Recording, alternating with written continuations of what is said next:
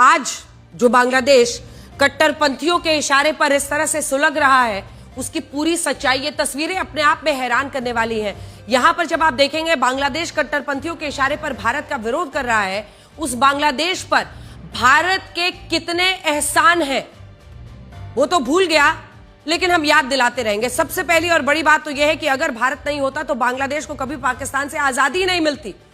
1971 के युद्ध में भारत के 3,843 जवान शहीद हुए थे और इन भारतीय जवानों की शहादत ने बांग्लादेश नाम का राष्ट्र बनाया था। लेकिन आज बांग्लादेश इस हकीकत को भूल चुका है।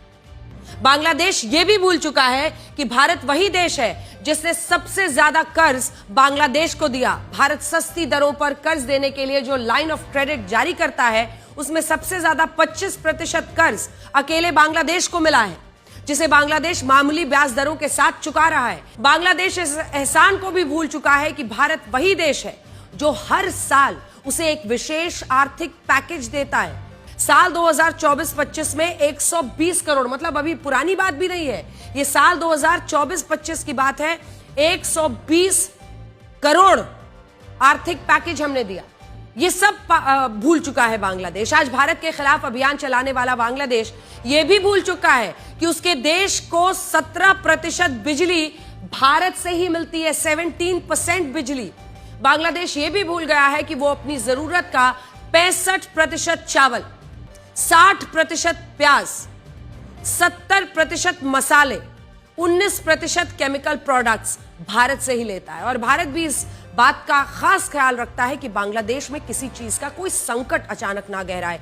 आज बांग्लादेश खुद को गारमेंट एक्सपोर्ट का सबसे बड़ा हब कहता है, लेकिन वो ये भूल जाता है कि इसमें भी भारत ने उसका सबसे ज्यादा साथ दिया। बांग्लादेश के कॉटन इंपोर्ट में भारत की हिस्सेदारी 23% है। और अगर भारत इस निर्यात को रोक दे तो बांग्लादेश के कपड़ा उद्योग को भारी नुकसान होगा।